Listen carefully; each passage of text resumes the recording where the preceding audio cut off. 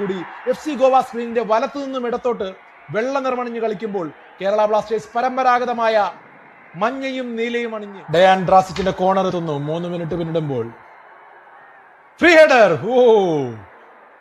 എന്തായാലും off target ആയതുകൊണ്ട് രക്ഷപ്പെടുന്നു. റോണിയുടെ ഹെഡർ സൂപ്പർ പവർ ആണത്. ടോപ്പ് കോർണറിലേക്ക് ഫ്രാഞ്ചുവിന്റെ ബോൾ.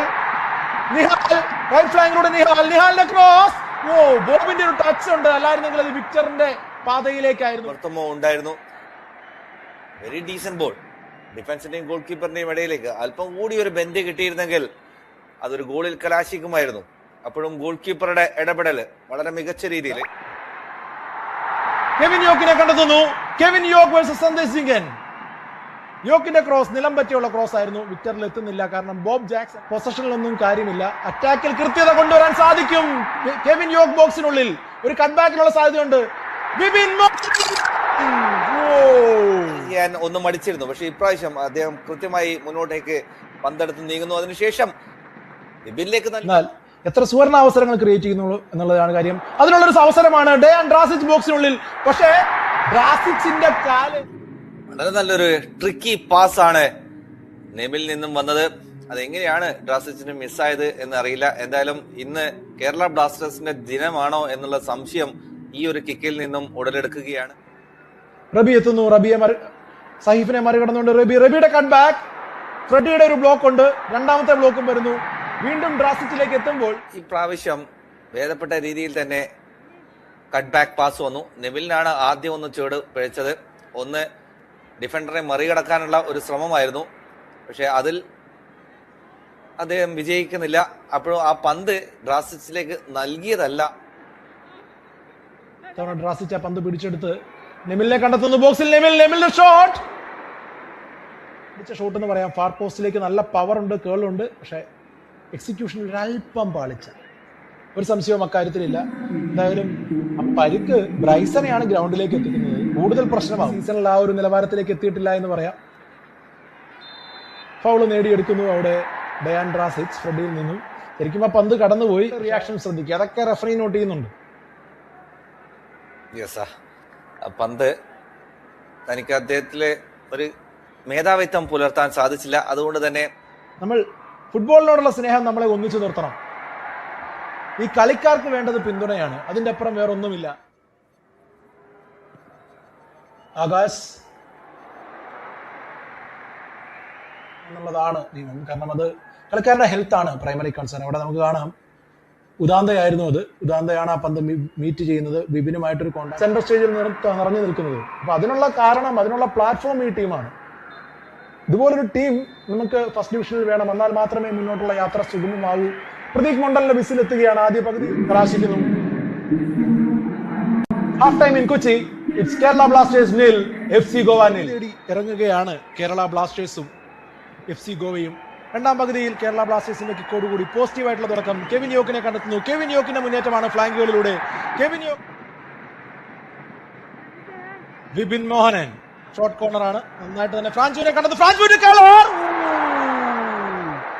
ഫ്രാഞ്ചുവിന്റെ ശ്രമം അതിഗംഭീരമായിരുന്നു. ഗംഭീരമായി തന്നെ അത് വലയ്ക്കുള്ളിലേക്ക് കയറി എന്ന് തോന്നി മുകളിലാണ് പതിക്കുന്നത്. ഫ്രാൻസോ അവസാന നിമിഷമാണ് ആ പന്തിലേക്ക് വരുന്നത്. അവിടെ സമയമില്ല, ടൈറ്റ് ആണ്. അത്ര സമയം മാത്രമേ ഉള്ളൂ. അതിനിടയിൽ ആ പെർഫെക്ഷൻ. കെവിൻ ഒറ്റയാന്റെ ശ്രമം. ഒറ്റ കൊമ്പനിപ്പോൾ ഒറ്റയാനായി പൊരുതി നേടിയ ഗോളാണിത്.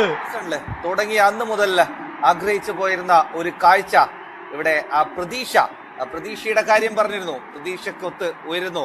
അകത്തേക്ക് കട്ട് ചെയ്യുന്നു. ആദ്യം ഒരു അവസരം ഉണ്ടായിരുന്നു ഷോട്ട് എടുക്കാൻ. വീണ്ടും ഒരു ടച്ച് എടുക്കുന്നു. ആ ടച്ച് അവസരമാക്കി എടുക്കാനുള്ള ശ്രമമായിരുന്നു ഡ്രാസിച്ചിന്റെ. കൃത്യമായി പന്ത് വിൻ ചെയ്ത് ഫൗൾ ഇന്ത്യയെ എന്ന് നമുക്ക് തോന്നിയിരുന്നു. എന്നാൽ അത് ആളെയും കൂടെ വീഴ്ത്തിയത് കൊണ്ട് ഫൗൾ എടുക്കുകയാണ്. ഫൗൾ നെമിൽ ആ ശരീരത്തിന്റെ കൃത്യമായ വാണിംഗ് കൊടുക്കുന്നത് കാണാം. പക്ഷെ പോക്കറ്റിലേക്ക് കൈയിടുന്നു. നെമിലിന് യെല്ലോ കാർഡ് ഉണ്ട് അവിടെ. ഫൗളിനില്ല, നെമിലിനുണ്ട്. അനാവശ്യമായി ഇടപെട്ട നെമിലിനുണ്ട്. കാരണം കാണികളുടെ ഒരു ഇമ്പാക്ട് ഞാൻ പറയട്ടെ, ഇവിടെ കൃത്യമായി കാണികളുടെ ഉള്ളത് കൊണ്ട്, കൊച്ചിയിൽ ഉള്ളത് കൊണ്ട് അനാവശ്യമായ ഒരു ഫൗള് കാണിക്കാൻ കണ്ടോ, ഒന്ന് ഇടിച്ചു കയറുകയാണ് അവിടെ. എന്തായാലും ആ ചൊടിപ്പിക്കലിൽ അദ്ദേഹം പ്രതികരിച്ചപ്പോൾ യെല്ലോ കാർഡ് കിട്ടുന്നു. ആദ്യത്തെ ശ്രമം പ്രതിരോധിച്ചു. പക്ഷേ ഓഫ് സൈഡ് ഫ്ലാഗ് ആണോ ഫൗൾ ആണോ കൃത്യമായി ഉയർന്നിരുന്നു. രണ്ടാമത്തെ പന്ത് വലയിലേക്ക് അടിച്ചത് വെറുതെ. അത് അന്നേരം ഒന്ന് ട്രാപ്പ് ചെയ്തിട്ട് രണ്ടാമത് ക്ലിയർ ചെയ്യുന്ന കാഴ്ചയായിരുന്നു. പക്ഷെ ഇപ്രാവശ്യം ലോങ് ബോളിനെ നിയന്ത്രിച്ചു, അതിനുശേഷം ഹെഡ് ചെയ്ത് ഗോൾ കീപ്പർക്ക് നൽകുന്നു. ആ ലോങ് ബോളിനെ നിയന്ത്രിച്ചു എന്ന് പറയുമ്പോൾ സമ്മർദ്ദത്തിലാണ് ആ നിയന്ത്രണം. ഉദ്ദേശിച്ചോ അത് നടപ്പിലാക്കി കാണിക്കുന്നു. വീണ്ടും ഒരു long ball, free header. Anwar ആദ്യ പകുതിയിലും ഇതുപോലെ നമ്മൾ കണ്ടിരുന്നു.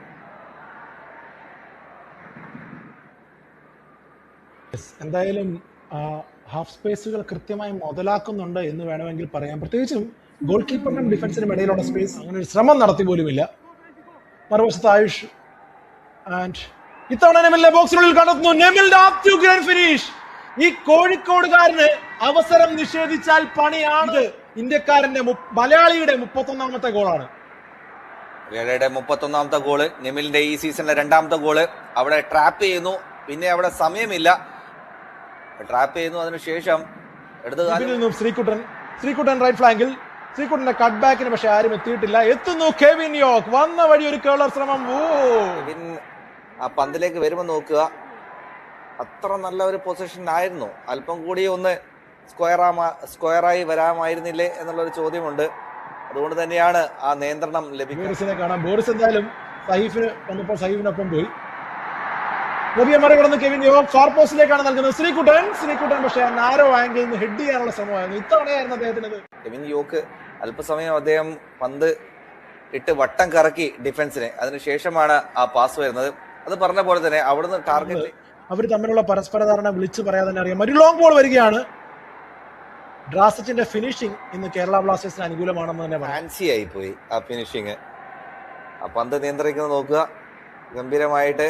അതിനുശേഷം ഒരു ടോപ്പ് കോർണർ ഫിനിഷൊക്കെയാണ്. ഒന്ന് ഡിഫൻഡറിനെ ഒന്ന് ഫേക്ക് ഷോട്ടിലൊക്കെ കാണിച്ച് ഒരു ടോപ്പ് കോർണർ ഫിനിഷ്. ഫ്രെഡിയിൽ നിന്നും വിക്ടർ ബെർത്തമോയെ കണ്ടെത്തുന്നു. വിക്ടർ അത് ബ്ലോക്കിലേക്ക് അടിക്കുകയായിരുന്നു. Long range effort. 2 തവണയും ലോങ് റേഞ്ച് അടിക്കുമ്പോഴും നമ്മുടെ ഫാളുവിന്റെ ഇടപെടലുണ്ടായിരുന്നു. ഇത്തവണ അത്ര സംസാരത്തിൽ ഇത്തവണയും അടിക്കുന്നു. റാഞ്ചിയേട്ടന്റെ കോർണർ കൃത്യമായി കൺവേർട്ട് ചെയ്യുകയാണ് ഫാളു ഇന്ത്യയെ. സെറ്റ് പീസിലേക്ക് കോർണർ കിക്കിലേക്ക് പോയത്, പക്ഷെ എല്ലാവരെയും ശരിക്കും പറഞ്ഞാൽ പറ്റിച്ചു കളഞ്ഞു FC ഗോവ. ഉദാന്തയുടെ പാസ് ഇന്റർസെപ്റ്റ് ചെയ്യുന്ന ഫ്രെഡിയിൽ നിന്നും ഫ്രാഞ്ചുവിൽ നിന്നും കെവിൻ യോക്കിനെ കണ്ടെത്തുന്നു. Kevin Yoke 1-on-1 Sandesh Jhingan. നമ്മൾ ആദ്യം തുടങ്ങി ആഗ്രഹിച്ചൊരു കാഴ്ച. കെവിൻ യോക്കിന്റെ ശ്രമം ബുദ്ധിമുട്ട് അനുഭവിക്കുന്നതായി തോന്നിയിരുന്നു. കെവിൻ യോക്ക് മുഹമ്മദ് നെമിലിനെ പിൻവലിച്ചു. അതോടൊപ്പം തന്നെ അബ്ദുൾ റബിയെയും പിൻവലിച്ചിരിക്കുകയാണ്. 2 മലയാളി താരങ്ങൾക്ക് വിശ്രമമാണ്. എബിൻ ദാസിനെയും കൂടി കളിക്കളത്തിലേക്ക് കൊണ്ടുവരികയാണ്. ഫ്രാഞ്ചുവിനെയാണ് പിൻവലിക്കുന്നത്. പകരം എബിൻ ദാസ് യേശുദാസൻ എന്ന മലയാളി താരം. ഈ സീസണിൽ അസിസ്റ്റ് ടേബിളിൽ 5 അസിസ്റ്റുമായി ജോയിന്റ് ഫസ്റ്റ് ആണ്. ജോയിന്റ് എന്ന് പറയാൻ കാരണം ഇന്നലത്തെ കൊൽക്കത്ത ഡെർബിയിൽ മിഗ്വൽ ഫെരേരയും ആ നേട്ടത്തിലേക്ക് എത്തിയിരുന്നു. അതായത് ഈ ലീഗിലെ ഏറ്റവും മികച്ച വിദേശ താരത്തിനൊപ്പം കടപിടിക്കുന്ന പ്രകടനമാണ്. കേവലം മിനിറ്റുകൾ മാത്രം കളിച്ച ഏരിയൽ ബോളുകളാണെങ്കിൽ വലിയ പ്രശ്നം ഉണ്ടാവില്ല, അത് നേരിടാനുള്ള ഇതൊക്കെയുണ്ട്. പക്ഷെ ഗ്രൗണ്ടിൽ കൂടെ കളിച്ചു വന്നാൽ പ്രശ്നമാണ്. ഷോട്ട് അടിക്കാൻ അനുവദിക്കുന്നില്ല, ഇടപെടുന്നു കൃത്യമായി. ഇതിന് മുമ്പത്തെ ബിൽഡപ്പിലെ ഫൗളാണ് വിക്ടർ ബെർട്ടമോവിന്റെ. നമ്മൾ ആ ഏരിയൽ ബോളുകൾ കണ്ടപ്പോൾ ഓഫ് ദ ബോൾ ഒരു ഇൻസിഡന്റ് ഉണ്ടായിരുന്നു. നോക്കണം, ലേറ്റ് ടാക്കിളാണ്.